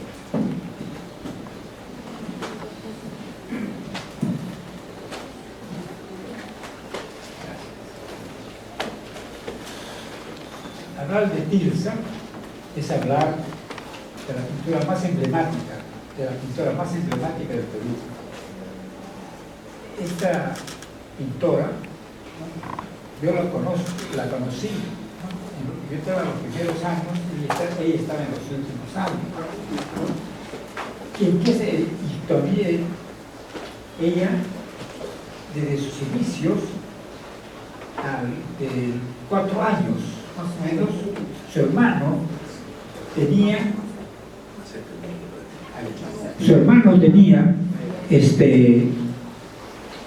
que le gustaba la pintura y dibujaba, y ella se le pegaba a él y él le daba también colores para que dibuje. O sea, y ese hermano siempre fue muy ligado a ella. Ese hermano fue médico, y cuando ya ella estudiaba en Bellas Artes, este médico le preparaba los bastidores para ella. Esa relación tenía, ¿no? Y además un tipo verdaderamente amoroso, porque cuando nosotros estábamos en el aula, alguien estaba enfermo, una vez, porque me acuerdo que estaba yo muy mal, así de una fuerte gripe, pero digo, dice, ¿sabe qué tengo esto? No, dice ya, mañana te voy a decir. Al día siguiente va, me dice, ya, mi hermano te espera para que te vea. Fui a su consultorio, pues también simpaticísimo, me trató, me dio los remedios y todo, y obvio, que no me cobró, ¿no? Esas cosas eran de ella, ¿no? Familiares también, ¿no? Era también, por ejemplo, de invitar a su casa almuerzos, ¿no? Y estaban con sus hermanos, eran 7 hermanos. Entonces es una familia bien especial, es mucho de oriental, ¿no? Esa es la palabra, ¿no? Cómo llegó esta mujer a lo que fue. Vamos a centrar primero a los años 50, ¿no? Para ver el panorama de Lima. ¿Qué cosa era Lima, ¿no? En el arte? En los 50 prevalecía la figuración en Lima, y por supuesto en la Escuela de Bellas Artes. Pero surge un grupo de jóvenes autodidactas que se interesan por la abstracción, que tienen como miembros a Jorge Eduardo Eyelson, Fernando de Cislo, Emilio Rodríguez Larraínez, que comenzaron a indagar en la abstracción. O sea, antes de esto solamente era el indigenismo, y los pintores eran figurativos. Este grupo, que eran autodidactas de jóvenes, no el mismo ciclo, jóvenes, son los que van a tomar la rienda de la parte ya, digamos, moderna. Este interés por la abstracción, por ejemplo, muchos de ellos han llegado a ser de mucha trascendencia. Fernando de Cislo, bien centrado también, y después Jorge Eduardo Eyelson, que merece el respeto más grande también, tan grande como Tilsa. Este artista fue invitado 6 veces a la Bienal, ¿sí? Y tiene a su centro de investigación en Estados Unidos sobre su obra, ¿sí? O sea, vemos que el Perú ha tenido no unos, ¿no? Buenos pintores, esto también, Larraín, ¿no? Era igualmente Rodríguez Larraín, de mucho prestigio. Ahora, cuando entraban ellos en la abstracción, y cómo se informaban de la abstracción en los 50, era por la librería Persil de France, que traía libros, ¿no? sobre el arte de París, y todos los artistas en París eran la época de los abstractos, ¿no? Y de los nuevos movimientos de los pintores franceses. Y otra cosa más, ¿no? Los pintores que iban becados a París terminaban lógicamente entrando al movimiento moderno, ¿no? O sea, a la abstracción, ¿ya? Esa era la parte de los 50, ¿no? Ahora, de la Escuela Nacional de Bellas Artes, en los 50, todos los profesores eran figurativos, no habían abstractos. Como ven, ahí está digamos, un poco el conservadorismo, ¿no? De estos artistas, ¿no? Por ejemplo,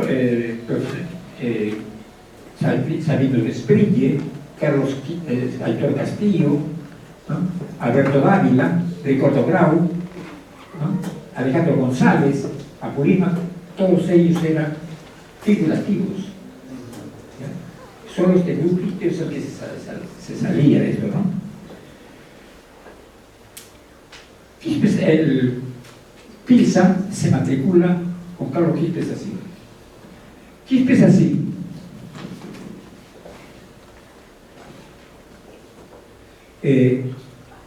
ingresa a Bellas Artes y tuvo como maestro primero un corto tiempo con Sabino Desprille, que hizo dibujos en la vespertina de Bellas Artes, y de ahí se separó, ¿no? Solamente un corto periodo. Ella regresa en los 50 y se matricula en el taller de Quispe Sassi. Posteriormente estudia con Ricardo Grau, donde egresa como primera alumna con honores en la llamada promoción de oro de la Escuela Nacional de Bellas Artes, conformada ese grupo por Gerardo Chávez, ¿no? Osvaldo Sarrástegui, Basurco, González Basurco. Entonces, apenas egresada, Pilsa, que estaba trabajando, y hace su primera exposición en Lima, ¿no? Una individual en el Instituto de Arte Contemporáneo, y que ya gustó, bien, jovencita recién. En los años 60 se traslada a París, ¿no? Sin beca, donde estudia en la Sorbona Historia del Arte y grabado en la Escuela de Bellas Artes de París. Durante ese tiempo acabó su primera muestra en París. Solo ya llegando allá, hace su primera muestra en la Galería de Limoges de París, donde alcanza el éxito.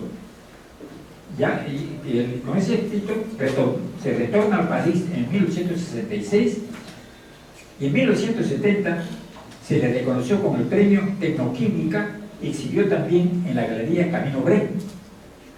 En 1976 consagró su carrera cuando representó al Perú en la Quinta Bienal de Sao Paulo, donde fue acogida por la crítica brasileña como una de las grandes artistas, por ser bien joven. En 1984 realizó su primera retrospectiva en la Galería Petro Perú, a cuya inauguración no pudo asistir por su precaria salud. Falleció el 23 de septiembre de 1984, quedando como su obra emblemática Tristán y Isolda, realizada para su hijo Gil. Esa obra de Tristán y Isolda, que es la más famosa, que en este momento se encuentra en el mercado neoyorquino, al $1.000.000 se está pidiendo. Y es esta obra, ¿no? que va a tener. Ella después solía decir ella, ¿no? Cuando ven mis cuadros siento mucha vergüenza, es como si me estuvieran viendo por dentro, en un sentido metafórico. Su pintura en sus años formativos ya había optado por un lenguaje figurativo, o sea, ella no entró nunca a la abstracción, ¿no? Por un lenguaje sólidamente bien construido. Pilsa mostró una decidida afinidad con su maestro Carlos Quispe Sassi. Él tendría para ella un efecto crucial para su desarrollo. Porque Quispe Sassi fue uno de los artistas mejor formados en Bellas Artes, porque estuvo en Madrid y estudió sus 5 años en la Real Academia de Madrid. O sea, esa formación muy bien. Entonces es el que comienza justamente a trabajar el color totalmente, acá hay pintores, por medio de transparencia, aquí esto es así, para que sea la pintura muy líquida, ¿no? Y pueda quedar en la tela sin mayores ¿no? materia. Y Ilsa entra por ese camino, justamente, pero que lo llegue a ella en un momento, ¿no? A refinar tanto que pues verdaderamente difícil hasta la copia, ¿no? de Ilsa. Como esa armonía, por ejemplo, en los trabajos de los grises que configuran sus obras características, una utilería de la pobreza. ¿Qué cosas pintaban? Jarras, botellas, ollas, con los que armaban sus bodegones, ¿no? Un personaje que influyó en Pilsa fue también González Basurco. Este pintor González Basurco fue un personaje muy importante para Pilsa. Bueno, fue su compañero, ¿no? Y también era un gran artista, yo lo he visto a él. Porque como estábamos en la sala, yo también estaba aquí, así, ¿no? Un día, por ejemplo, toma una tela, no estaba el profesor, para hacer una demostración a los otros alumnos que él estaba en superior, comienza a pintar. Yo nunca había visto este tipo que tenga tanta destreza para manejar las figuras, tanta destreza para manejar el color. Yo siempre he pensado que eso fue una frustración de ese artista, ¿no? Que no se pudo desarrollar. Y se van a París con Pilsa. Y en París continúan trabajando, pero se separa de Pilsa y él se va a Roma, y en Roma falleció joven. Se perdió un artista así también, digamos, casi como Pilsa, ¿no? Ahora, una de las que influyó su carrera, la historia de este artista, por ejemplo, ¿no? Toda una maestra para el manejo del color, trabajando capa por capa, logrando obtener una veladura extremadamente bella y refinada, así como sus formas, ¿no? Que traen recuerdos de las delicadezas y alusión al arte oriental, como corresponde a sus ancestros, ya que ella descendía de japoneses y chinos. Si fuera imperioso calificar la obra de Pilsa con una sola palabra, esta sería genialidad. Su empeño figurativo se oponía a la oleada abstraccionista, ella nunca fue abstracta, de los pintores de París y de Lima. Estando en Lima, becado, ella, como les digo, todo lo que escrito, y sin embargo no podía tener mayores formas de poder realizar, ¿no? Una obra que cambiara nada. Después tenemos una de las artistas reconocidas e influyentes del país,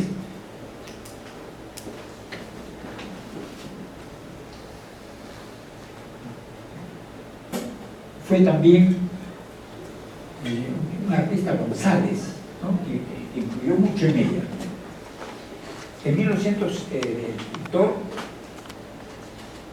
ella vuelve a Lima y en Lima conoce a un decorador, ¿no? Lusa. Este decorador Lusa lo presenta a Pilsa y se quedó tan impresionado con la obra de Pilsa que fue su marchand. Y ese es el marchand por ejemplo, le daba una casa para decorarla. Él se encargaba de la sala, del dormitorio y de todo, pero él ponía los muebles también. Y entonces cuando ya terminaba todo, el propietario le entregaba la casa. Y todos los cuadros tenían Pilsa. Esa fue su época de oro. Llega a tener verdaderamente una importancia tremenda, ¿no? Y con Pilsa se ha perdido una de las artistas, como le digo, ¿no? más emblemáticas más extrañas y de un modo, ¿cómo le digo? Era sencilla, modesta, graciosa, hasta ingenua. Y de ella también, no podemos dejarles esto, estuvo también en la política. Ella pensaba, le interesaba el socialismo y todas esas cosas, a tal punto que cuando los poetas, los dos poetas que fallecieron, ella les rindió un homenaje, pintando el cuadro. Pero ella nunca tocó la figura, solo era con su mismo estilo, pero no era el retrato de los poetas, sino que era Pinza. Podría ser un primer nombre, pero sí en homenaje a ellos. Ella tuvo mucha relación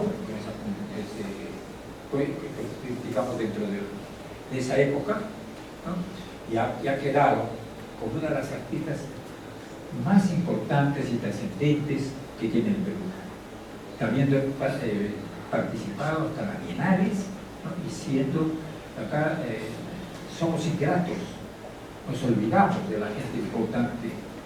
Ella debería tener el nombre de una avenida, ¿no? de rendirle homenaje, porque acá son varios, pero siempre, ¿no? gente muy especial, muy entregada, ¿no? a su obra, ¿no? y magnífica. No sé cómo saber algunas cosas. Ya se fueron pasando mientras conversaban. Mientras explicaba, se fueron pasando las imágenes. Sí, sí, sí. Ya se proyectaron. Ahora, observen ustedes, por ejemplo, esta pintura es planimétrica. Ven ustedes que no tiene volumen, ¿ya? Pero sin embargo, y vean el dibujo que es extraordinario, ¿no? y cómo trata a la figura. Formidable. A ver, pasen. Es de Machu Picchu. O sea, miren, ella tenía su Machu Picchu. Ella, miren, ¿de dónde tiene estas cosas así extrañas? No tiene nada de, si queremos buscarle algo, no, pero era su Machu Picchu. Ella lo interpretaba así, ella lo veía en su interior como una vean ustedes esta documento que no tiene nada que ver. O sea, era figurativa, pero no figurativa de lo que queremos. ¿Hay otra más? ¿Ve? Acá tienen otro ejemplo de ella. Y miren, lo más importante es el trabajo de aquel pintora, del oficio. Vean ustedes el oficio que tiene, ¿no? Era extraordinario en toda su obra, ¿no? Una mujer verdaderamente bondadosa, simpática, ¿no? Y acá lo tiene, por ejemplo, muy buenas muestras, y ahora ha quedado ya consagrada, una de las grandes artistas. Gracias.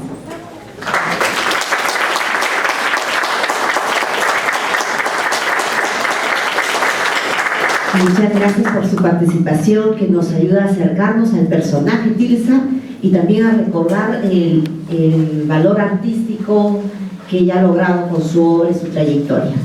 Y bueno, Abraham de la Melena, él representa al Banco Central de Reserva del Perú y justamente nos va a relatar acerca de las consideraciones para el diseño y los motivos elegidos para los billetes peruanos, en especial aquellos donde aparecen figuras femeninas y sobre todo este billete de 200 soles, el billete de máxima denominación con el retrato de Tilsa. Adelante. Muchas gracias.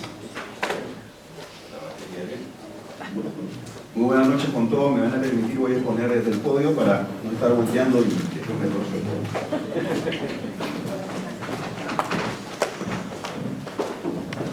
Bueno, en primer lugar, bienvenidos una vez más al MUSEM a todos ustedes. Gracias por estar acá para compartir en este conversatorio.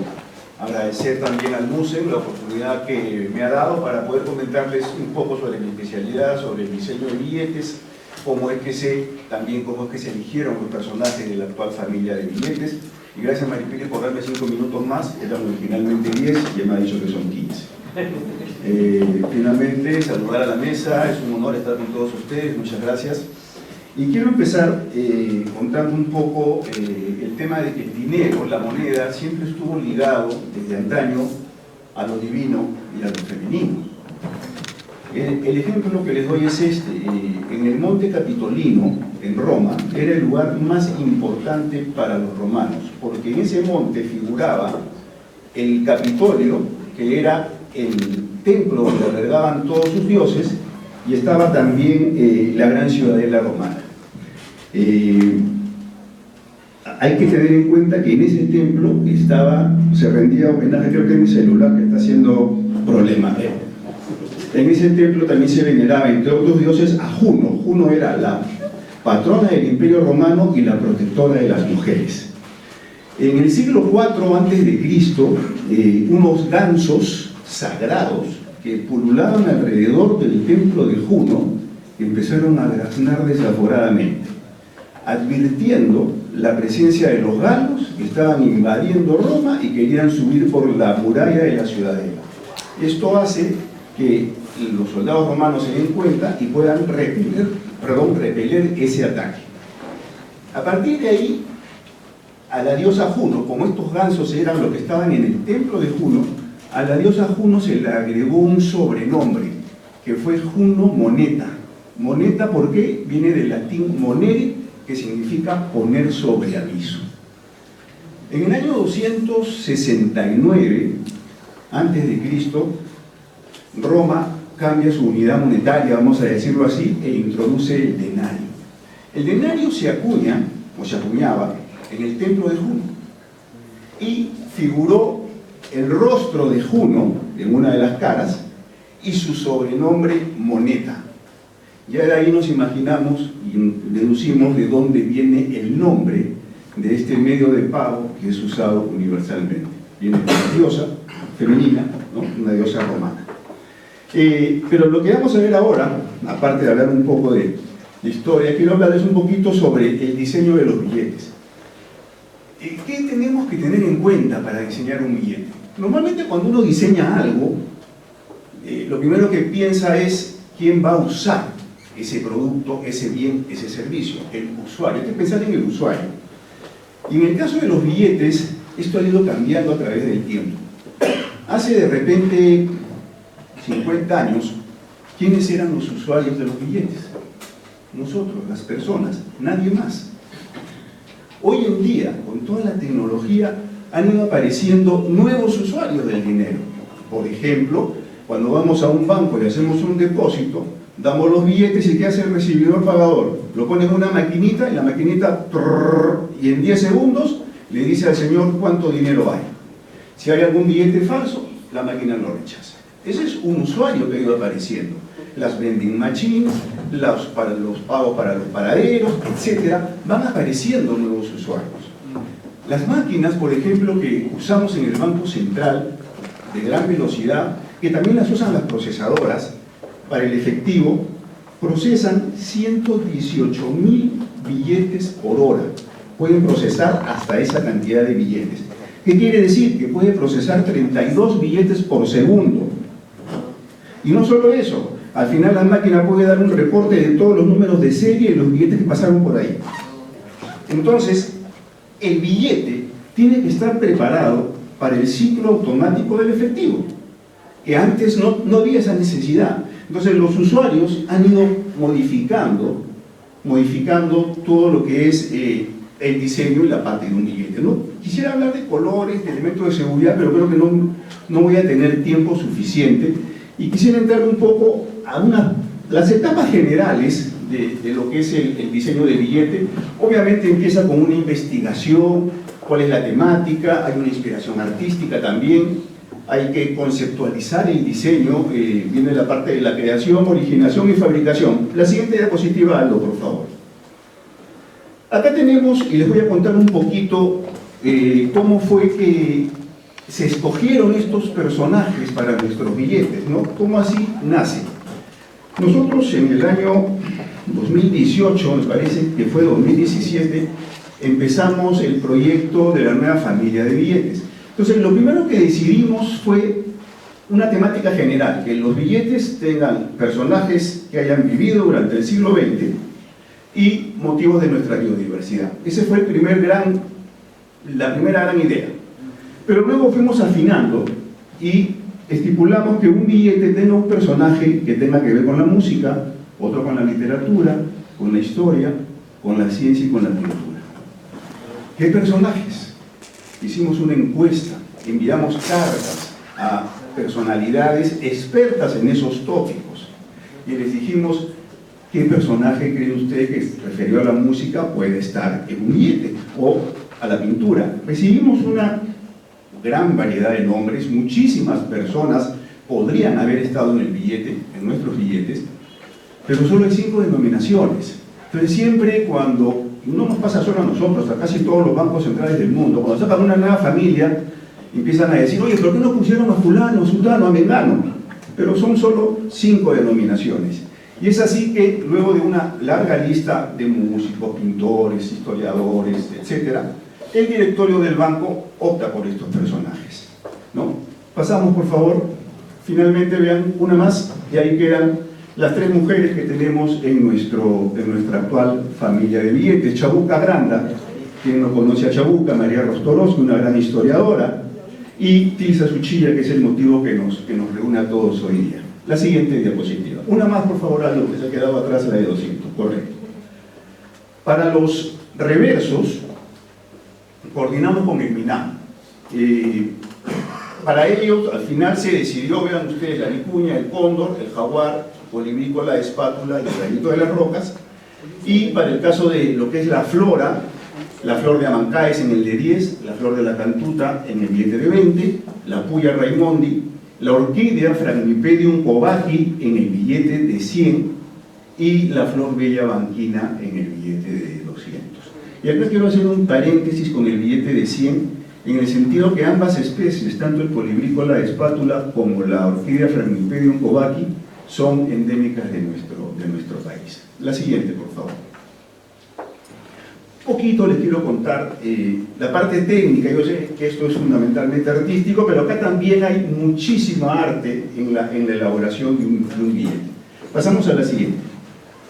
La primera etapa de producción de un billete obviamente es el diseño. Acá ustedes están viendo al lado derecho 2 imágenes donde se está diseñando los motivos principales del anverso y del reverso del billete, que corresponden a la impresión en alto relieve del billete, que se llama calcografía. Ustedes pasan la yema de los dedos por determinadas zonas del billete y van a sentir un alto relieve. Ese alto relieve se diseña en las imágenes de la derecha. Pero no es solamente dibujar.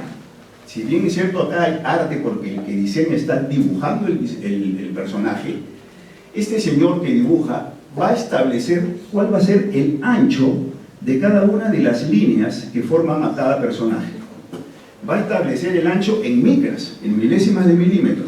Luego también va a establecer cuál va a ser la profundidad que va a tener el grabado de cada una de esas líneas. Pasamos a la siguiente imagen, por favor, Aldo. Si ustedes ven, bueno, parece que fuera un Photoshop, pero ese programa le va a permitir al grabador determinar el perfil de la profundidad del grabado, el acabado del grabado, si es cuadrado, si es redondeado, si es en V. Finalmente, esas profundidades o ese diseño elaborado por este artista se va a elaborar de ahí la plancha, y esa plancha se elabora mediante láser. Lo que ustedes ven abajo, no, regresa por favor, Aldo, la anterior. Lo que ustedes ven abajo es parte de una plancha calcográfica. Esas planchas que veíamos en las películas que se querían robar todo el mundo para falsificar los billetes, antes se hacían a mano. Ahora, una vez que nosotros aprobamos el diseño digital, se graba mediante láser y va a arrojar las profundidades, etcétera, que ya se han previsto previamente en el diseño. De manera que con un solo color, en este caso, regresamos una más hacia atrás. Ven, por ejemplo, la imagen de Tilsa. Con un solo color, en este caso, se puede apreciar diferentes tonalidades. ¿Por qué? Porque en las partes, en las líneas donde el grabado es más ancho y es más profundo, se va a acumular una mayor cantidad de tinta. En la parte donde el grabado es más delgado o menos profundo, se acumula menos cantidad de tinta. Y con un solo color se logra una multitonalidad en nuestros billetes. Eso es parte del trabajo. Pasamos, por favor, del diseño. No los quiero aburrir. Con esto viene la producción del papel. Una vez que está el diseño aprobado, se produce el papel, que además tiene ciertas características de resistencia, donde podemos ver que se incorpora la marca de agua, los hilos, etc. Ya podemos ver ahí el rostro de tiza en la marca de agua. Ya está puesto en el papel antes de la impresión. Pasamos, por favor. Ahí la siguiente, sí.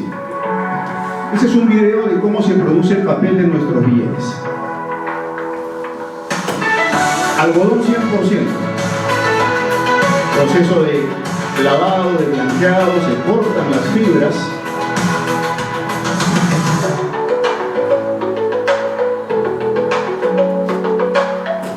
Estas se llaman borras. Finalmente, como pueden ver ustedes, es la producción del papel, que se producen en bobinas, después se cortan en pliegos y se procede a la impresión. La siguiente, algo. Luego viene la impresión de los billetes. Ya les he comentado un poco en qué consiste la impresión en relieve. Nuestros billetes reciben 4 tipos de impresión. La siguiente imagen, por favor. La primera es el offset, que se usa para los colores de fondo. Por ejemplo, este sistema de impresión tiene la particularidad que se imprime simultáneamente anverso y reverso con una tolerancia de 0,1 milímetro. Por lo tanto, hay un perfecto registro entre las dos caras del billete. La siguiente. La calcografía o intaglio. Ustedes pueden ver en la imagen de la izquierda todas las zonas del billete que corresponde a impresión calcográfica o impresión en relieve. El rostro de tiza y la máquina calcográfica. Esta máquina ejerce una presión de impresión de 80 toneladas por centímetro cuadrado. Es un tema interesante, la fuerza de la presión. Ahora, es importante también que sepan que estas máquinas son privativas para la industria de la impresión de billetes. ¿Qué quiere decir? Que no se las venden a cualquier impresor, solo a impresores calificados o a bancos centrales que imprimen sus propios billetes. Si en algún momento alguien quiere dar de baja a una de estas máquinas, algún productor quiere dar de baja a una de estas máquinas, la opción 1 es que el productor la compre, la repotencie y la vuelva a vender, o que la venda a otro banco central, o en su defecto finalmente se destruye. Pero esa máquina ya no entra al mercado, ni la calcográfica, ni la offset, ni la serigráfica. Esa es parte de la seguridad también de nuestros billetes. La siguiente. Vean ustedes el alto relieve que se genera con este sistema de impresión, ¿no? Que se percibe al tacto. Obviamente cuando el billete está nuevo, el billete empieza a circular, el relieve se va perdiendo y bueno, cada vez es más difícil percibir el relieve. Pasamos. La serigrafía se usa para la tinta que cambia de color. Esto es un sistema de impresión que emplea aparte tintas que tienen pigmentos magnéticos. Y ustedes ven ahí en el tambor unos cuadraditos negros, que son imanes.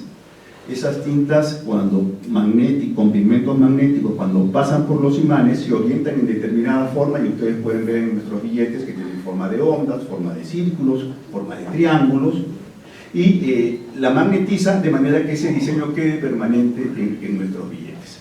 La siguiente. Una más. La tipografía se emplea para la serie numeración. Tiene propiedades magnéticas, sirve para la legibilidad automática de nuestros billetes.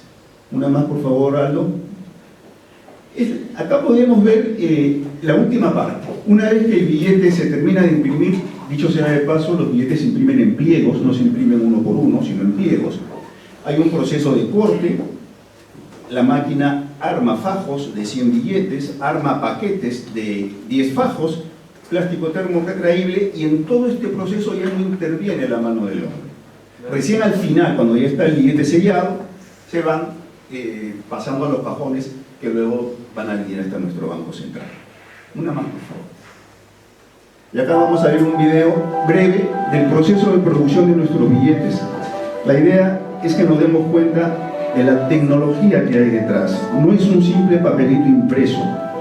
Hay tecnología en la producción del papel, hay tecnología en cada uno de sus sistemas de impresión, rigurosos controles de calidad del billete durante el proceso de fabricación. Cada máquina tiene su propio sistema de control de calidad. y al final de todo el proceso hay un control adicional de calidad. Y encima cuando llega al banco le hacemos otro control de calidad nosotros. ¿Sí?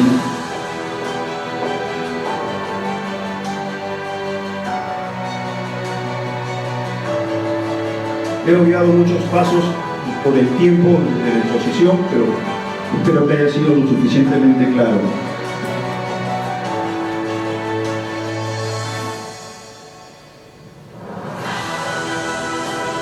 La tipografía, ¿no?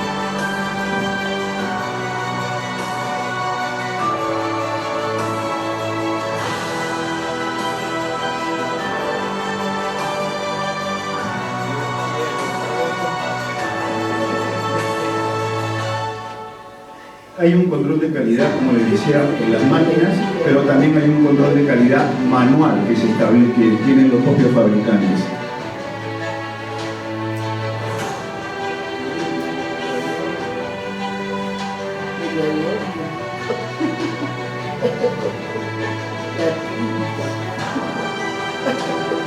$50.000 cada paquetito.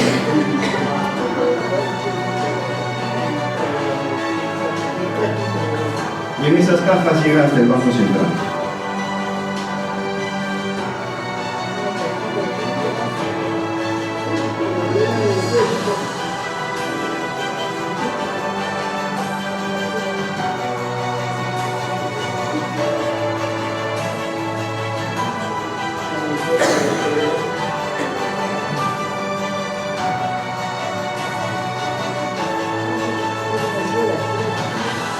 Siguiente año, por favor.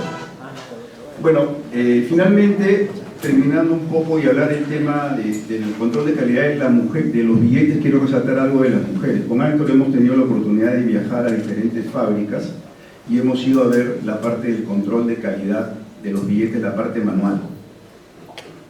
En todos los casos, el 100% prácticamente de las personas que hacen el control de calidad manual de los billetes son mujeres.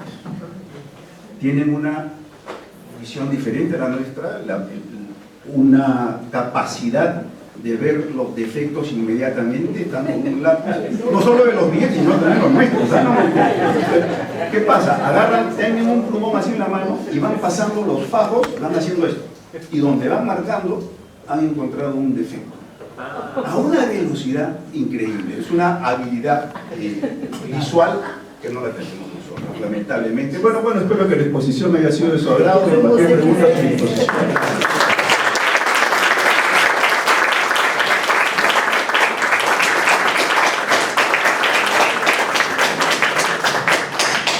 Muchas gracias, Adán de la Meneza. En verdad ha sido bastante enriquecedor saber de estos procesos del billete y también el origen de cómo llegó a emitirse esta serie de billetes con el retrato de Tilsa.